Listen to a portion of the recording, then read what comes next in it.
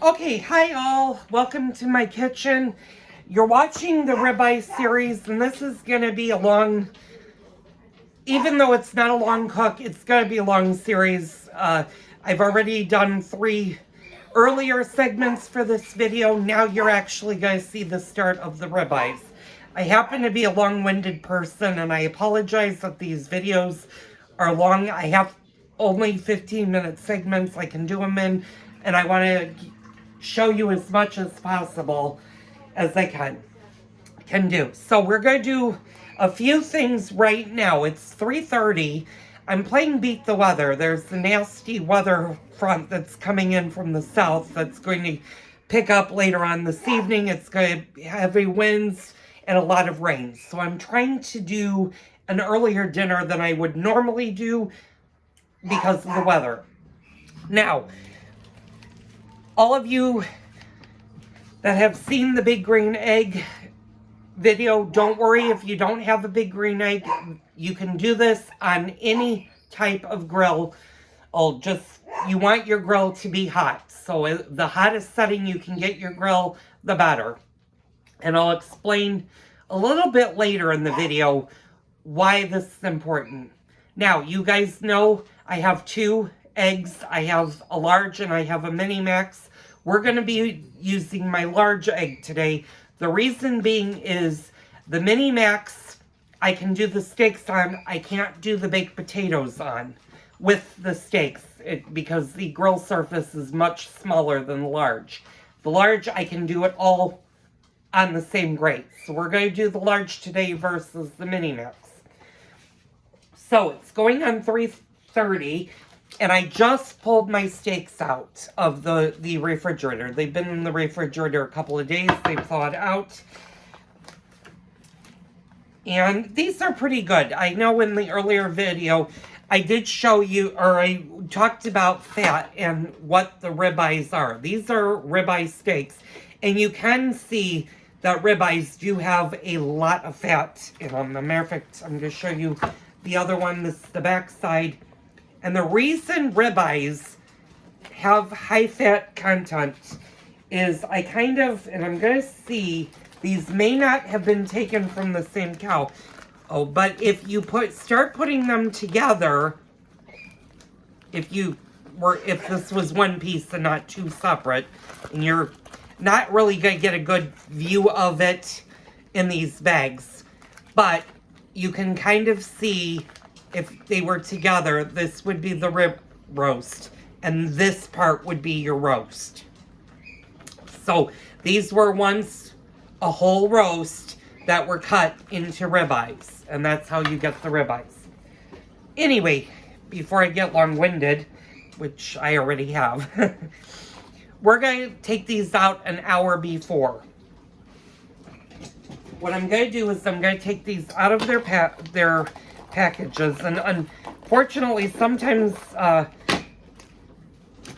when I was going camping, what would happen is my husband would freeze 1 ribeye for me to take with and 1 ribeye for him to keep home. And that's kind of what happened with this package, is 1 was for me to take with and I never used it, and 1 was for him to make at home, which he didn't use. Because normally when we freeze steaks, if I get them from the supermarket, we freeze 2 together. And these also don't have a date on them, so I'm assuming they're at least probably a year old based on the bags. And that's okay. Food in food savers will last a very, very long time. One thing you might notice if you do buy these on sale and you keep them in your freezer for a long period of time, if you suck them up, every now and then the bone of the ribeye will start to break down and be a lot softer. Don't worry, that does not mean your steaks are bad. It's just a natural process that the steaks will do. It also happens if the bone of the ribeye is really, really short. Because nobody wants... They do make tomahawk steaks, and that's basically a much thicker version of this, but they keep the bone, and the bone can be that long. with the steak. Tomahawk steaks are very good. They are also incredibly expensive. They're not hard to cook. They're a little bit tricky to cook because the tomahawk steak has such a long bone. Usually those are cooked on an open flame, meaning that you would leave your grill wide open.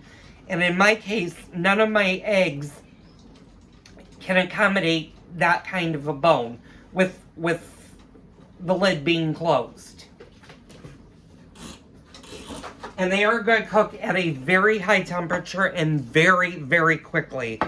Those steaks usually don't take more than a few minutes because your grill is so hot and the flame is up there. I don't buy tomahawk steaks because you're not only paying for the beef, but you're also paying a good portion for the bone.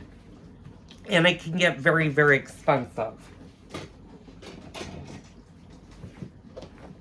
So what I'm basically doing, and I'm going to kind of tip you over, is I'm just giving these a pat just to get these steak juices off of them. And I'm going to put these on my plate, and I'm going to show you there's one steak, and I'm going to put the other one. This is pretty self-explanatory. I'm doing the very same thing that I've done when I grilled the pork chops as well as when I did the lamb chops. And you guys can go back and view those segments. I'm just going to olive oil both sides, and I'm going to use my swamp venom, and I'm going to coat both sides. I'm not going to show you that. We've done that before. I'll show you the final product in a second. If I can get my swamp venom to open. There we go. Okay. And if you're using a rub on a steak, you do want to be generous on this. And there's a lot of different flavorings you can put for a steak. If you use the rub, you're not going to use anything but the rub. It has your salt, your pepper, and all of your ingredients are going to be in the rub. If you'd like to use like Lawry's seasoned salt or Lawry's garlic salt, you can do that. Then you're not going to want to use the rub. So we did one side. We're just going to finish up the other side. And then I will turn you guys around.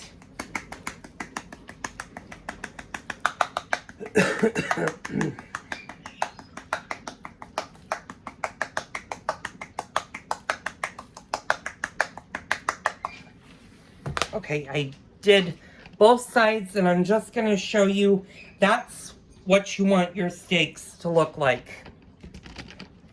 And like I said, you're going to do this at least 1 hour before you're going to throw them on the grill. My hand's a little bit oily. I'm going to be careful with where I put. I'm just going to stick them in the microwave, and I'm going to let them alone for 1 hour. Now, since I worked with olive oil and I've showed you pictures of olive oil, you just want to give your hands a nice clean, because otherwise when you go to pick something else up, you're going to have oily hands and you've touched raw meat. Excuse me. Okay, at this point, now you're going to want to start getting your baked potatoes ready. And by getting your baked potatoes ready, right, it's a little bit dark in here because of the weather. It's very cloudy here in Illinois. So I'm going to take you with me and turn on the light. There we go. So for your baked potatoes, what you're going to do is you're going to want to wash them. And by washing, I'm not meaning you need to wash them with soap. You don't need to do that. Unless you have an autoimmune disease or have had a transplant, then follow whatever your doctor recommends. But we're just going to give these a good rinse And this just takes the dirt off. We're not going to be eating the actual skin of the potato.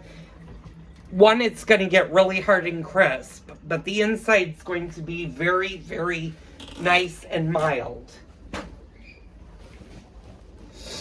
And we're going to pat these dry. And my wonderful husband does this, so I'm going to have him come up and show you what we do. Basically, what we do now is you're going to olive oil the entire potato. You're going to put a coating of olive oil on both potatoes. What he does is he uses a skewer and stabs the potato. If you don't have a skewer, don't worry. A fork works just as well. You can also use a bigger fork. This is a serving fork, or one that I use when I deal with big meats. But what you're basically going to do is you're just going to give it a couple of stabbings. And what this does is it allows steam to escape from the potato, but it also I'm not going to be able to say that word. Laterally, it cooks the potatoes so that you're not going to have raw or pieces of potato that aren't cooked. It's going to uniformly cook the entire potato. Now, like I said, there's debate on the grill on whether or not you really need to do this. Some people I've seen said yes, some have said no. The hotter the potato is, the more chances that you can actually have a potato explode. And when a potato explodes, it makes a huge mess. And that's something you don't want to do in a grill. You certainly don't. If you were to do these in the microwave, you do need to fork them.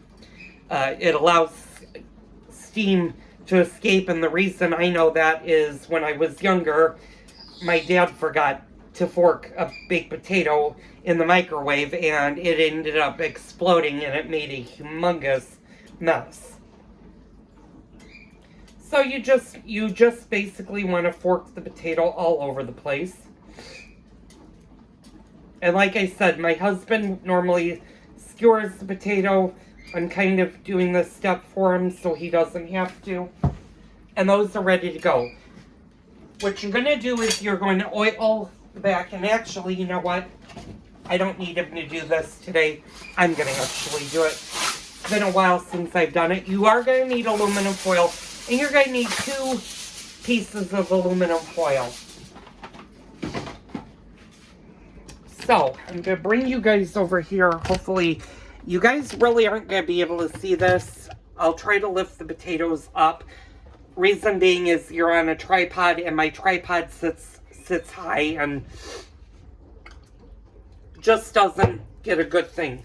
So what you're going to basically do is, like I said, you're going to oil the entire potato. What we're going to do is we're going to place it in our aluminum foil, and I'm going to show you this. You don't have to be, you want to try to make sure, because the potatoes are going to be quite hot when they come off of the grill, but you just want to wrap them. And I've got my, because I'm working with oil again, I'm going to give my hands a good wash. You're going to do the same exact thing for the other potato. Now, you could put salt on the outside of the potato if you'd like. Sometimes we do that, sometimes we don't. I'm not doing it today. And this one I'm going to make a little bit prettier of a packet. And that's what your 2 potatoes, or however many potatoes you want to do.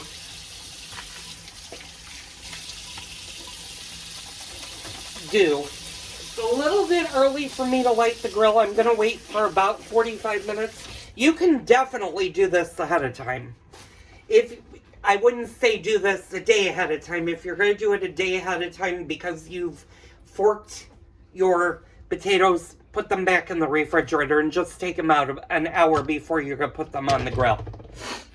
But since I'm doing this in the next 45 minutes. I just have them sitting here. You also, I will show you a trick.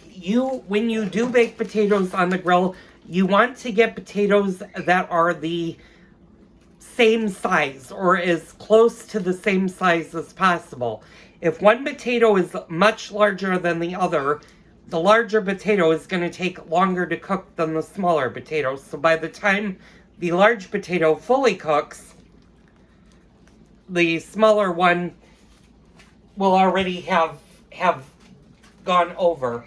I need to stop the video. I'm over 15 minutes. I'll pick it right back up.